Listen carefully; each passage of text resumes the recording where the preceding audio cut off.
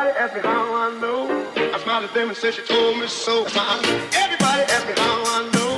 I smiled at them and said she told me so. Okay guys, ito yung nangyari.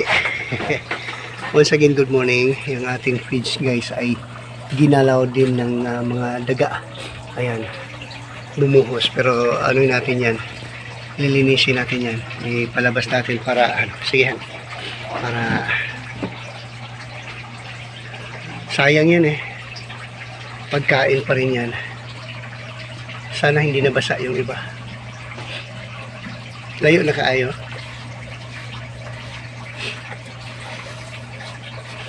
So pag i-imbak din ng pagkain ay minsan kailangan din ng hindi minsan, needs talaga na talagang malagay sila sa lagayan. Ito itong malaki, nilipat ko rin yan kasi sayang yung pagkain ng mahal yan, mahal pa sa bigas yan. So we need to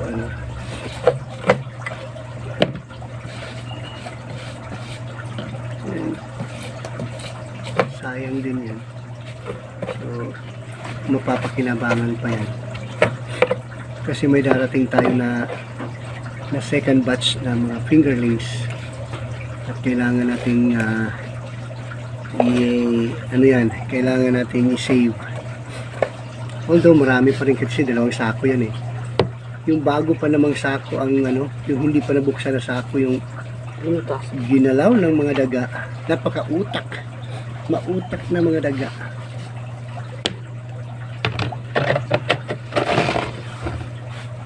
At mautak na mga dagains.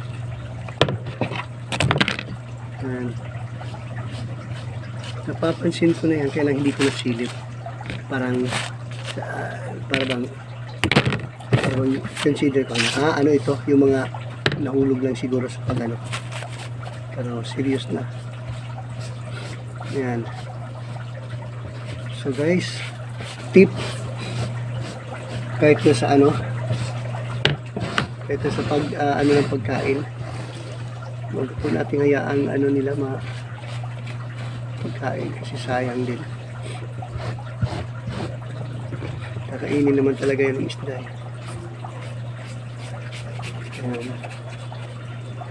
sayang naman, mahal kasi ang fish.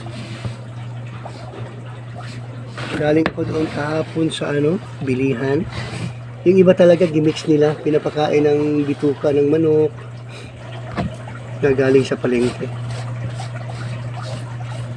Mix na pala sila, hindi na sila nagko-concentrate sa feeds kasi nga mahal nga ang feeds May alternative foods naman sila po na na pwedeng ipakain.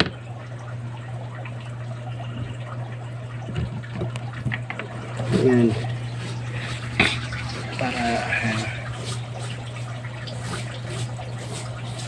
Pero pwede naman din yung isa uli doon. Shield lang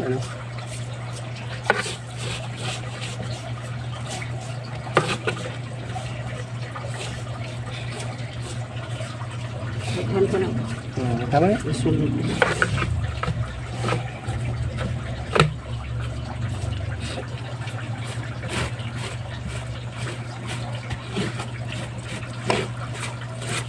Pakainin natin yung mga maliliit natin kasi 2 pond tayo meron konti lang. Yan. Ay, hindi naman pala ito sa kanila kasi ito pang maliitan.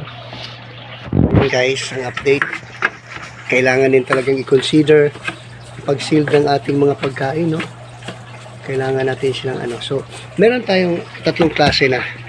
Ang una yan po ay yan, pitch yan para sa half pitch siya, half pitch sa ice cream. Mas pa yan, para yan sa mga fingerlings na yung bago lang tapos ito na yung grow out. Isang sako din yan. Ito yung para sa sa beginners yan siya. Yan yung grow out. Tapos yung bago ngayon, ito yung yung grow out. Ay, hindi pala yung grow out. Oh yes, taba ko, grow out. Ang ano nila is booster. Ito naman ngayon ay ito naman siya ay finisher. Medyo malaki na talaga. Nahirapan yung mga isda natin kumain. Pero wala silang magawa kasi pag nasa tubig din yan, lalambot na. So, nandito ngayon. May namatay na daga. Yan, isa sa kriminal na kumain ng ating feeds.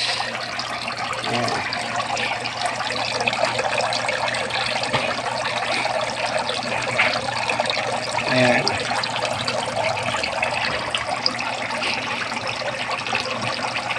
Ano situation ngayon.